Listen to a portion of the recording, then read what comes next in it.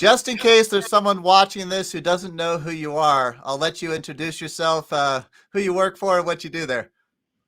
Sure, Tim. Hey, everyone. It's John Roskill here. I am the CEO of Acumatica and coming to you live from the Wynn Casino Resort in Las Vegas, where we're hosting the Acumatica Summit 2022. And I was joking with Tim earlier. I'm sitting here in front of, it's been such a successful summit. I've purchased a Picasso. So, but no, this is the Wynn Resort is very nicely set up, and this is a conference room we were able to grab. Awesome. Hey, thanks for taking the time, and maybe you could give us the John Roskill recap of Summit. Yeah, and it's been a great summit. You know, these things are of course somewhat exhausting to the team, but I think everybody's been really excited about the feedback we've been getting from the customers and the partners here. I arrived a week ago, so I've been in Las Vegas literally for a week on Tuesday, and I just went outside for like 3 minutes, and so during the whole week I've been outside for fresh air. Maybe a total of 10 minutes or something. I guess last night I was technically outside at the party for a while, but so it's been a summit that's focused around the release of 2022 R1. And someone asked me earlier today to, highlight the one thing on 2022 R1. And, what I said is, I think you used to be able to do that on our releases, but it's quite difficult these days because we have such, significant teams working on all of these modules. And so, what I kind of did is instead I said, let's look across the major modules, and I'd say, manufacturing, Debbie showed off and a set of manufacturing dashboards that we've just shipped with this release. And in particular, I'd highlight the production dashboard, which I think is really, really cool. And it's being designed with input from half a dozen customers that are all using it. So that's always a good thing. Is that the meeting one, the production meeting one that you're talking about? Sorry, say it again. Production. The production meeting, I think it was. Like it was designed for taking to a production meeting, if I remember right. Well, yeah, I mean, you could use it there. You could just use That's it for cool. analyzing what's going on with your whole production line, right? So let's see, distribution, blanket sales orders. That's what Deborah showed today, and I think it got pretty good response there.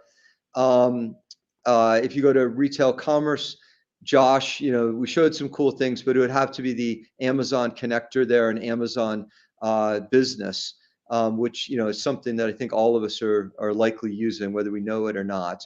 And then construction, I would say it was the announcement of the acquisition of IBS Imperium and the fact that we now have the Acumatica property management module. And that was very exciting to people, not just in the construction space, but we have a lot of businesses that own land, they're building things, and then they're managing them. And so it lets Acumatica serve that full market end to end, which is exciting. And then, of course, Mike and Ali both talked a bit about the work we're doing in the underpinning of the platform itself. We've been talking about .NET Core now for almost 2 years, and it's a substantial re-architecture of the underlying platform. But you start to get a sense of what it's going to enable, and then a little bit around the UI framework and a little bit around the mobile components for those who are more techie and into that end of things. So never a shortage of techie stuff at Acumatica. It's awesome. Sorry, we also did the Autodesk announcement. I mean, that was fun. And so, sorry, I cut you off, Tim. Say it again. Yeah, never a shortage of techie stuff at an Acumatica summit. Stuff, people like me, especially, we love that kind of stuff, and I love how you continue to deliver all those fun techie things that we eat up every time. Yeah, and it is a major differentiator from us. We know, most of our competitors are more sales and services teams. We really are a tech company at our core. We're engineering. We love it. We build stuff. Hey, I wanted to ask you a sustainability thing from this morning. You mentioned, if I understood it right, you were talking about the carbon footprint of Acumatica and how a big part of that carbon footprint is the summit. and especially the airfare, which I think is interesting that you include in that calculation of everyone coming to and from Summit.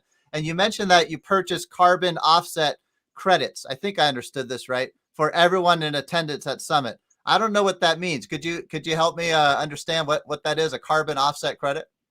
Sure. Yeah. I mean, it's something that I said has become an important thing for a lot of our customers. Our owners, EQT, are based out of Sweden, which I would say is a part of the world that's probably 5 years ahead of North America, at least some parts of North America, in terms of their thinking about the importance of a sustainable business environment for a sustainable planet.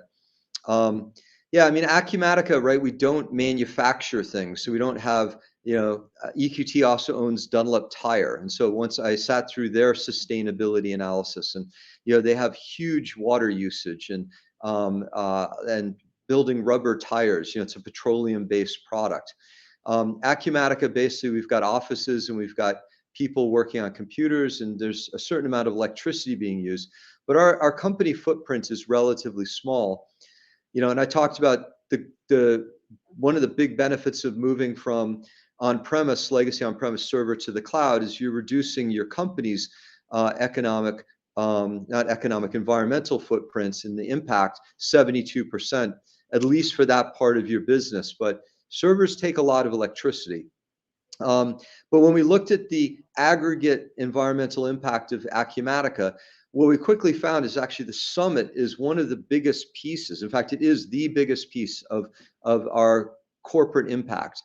And so then we dug in on that, and it turns into paper wastage. We looked at this from 3 years ago.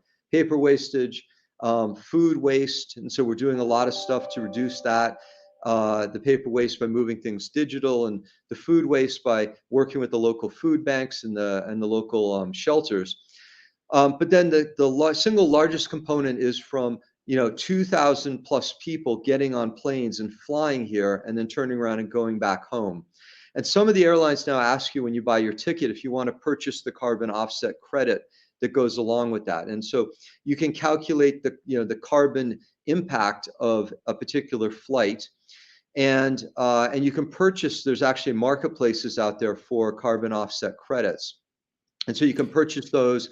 And that's what we've done is we've purchased, we actually went even a little bit further, and we know where people are coming from because they registered. And so we can purchase the right amount of offsets to offset the entire conference there. And, this money goes to things where they're working with organizations that are doing things like planting forests that will absorb CO and drive oxygen and offset that environmental impact. That's really cool. What about the summit in general? I mean, you pulled off 2 summits during a pandemic.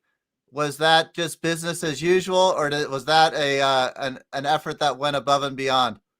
Well, I would actually say it's 3 during a pandemic, and the first one we didn't really know yet, but the one we did in January 2020, right? I mean, the pandemic technically started. They've traced people all the way back to October that in 2019 now in California, and there was certainly COVID going on in January 2020. So we had a great summit there.